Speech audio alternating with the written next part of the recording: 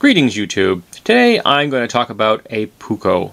And this particular Puukko I found at an antique shop in New Hampshire, and I got it for 20 bucks. And would have actually probably spent as much to get a natural wood handled, or more to get a natural wood handled Puukko if I were to buy one new.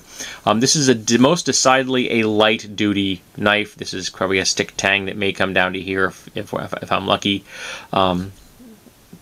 There's no, it's definitely does not go all the way through. It is incredibly light. Let's see how incredibly light we are. And I'm going to be nice to my international subscribers. I'm going to do it in grams. 44 grams. So this is a very light knife. And it has the true Scandi edge. Frankly, the edge is not perfect. It needs some work. I've never sharpened a true Scandi edge before. I'm kind of nervous about sharpening this one.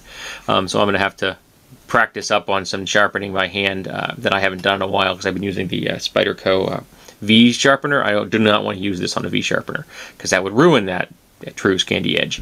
So I need to practice on using my flat stones before I give this a try.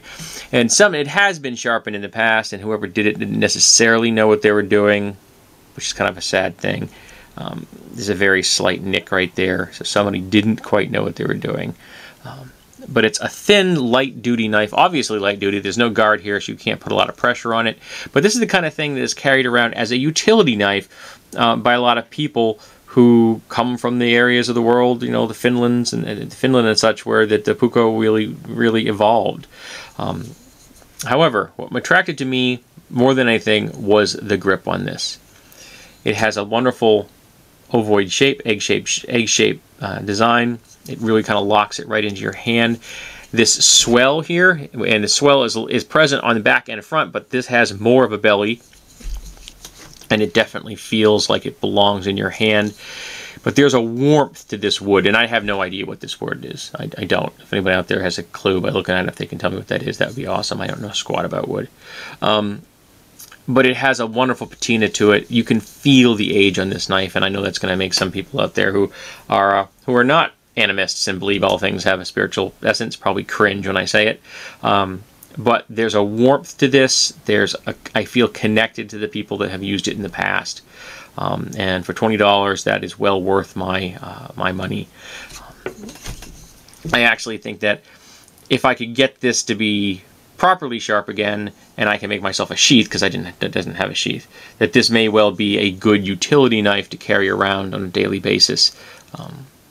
Though you're gonna have to make a sheath that only comes to about here because of this. There's no lanyard hole or anything, and I don't want to put a lanyard hole in this. You're gonna have to be able to get your finger on there firmly like this. You can't have a full deep drop sheath. You're gonna have to have one that exposes a good third of the grip, so you can get your hand in there and pull it out. But it's a really lovely design.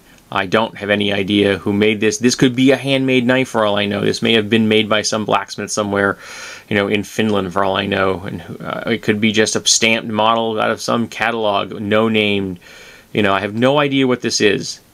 It's a mystery. But it's a lovely little knife, and I'm glad that it's in my collection.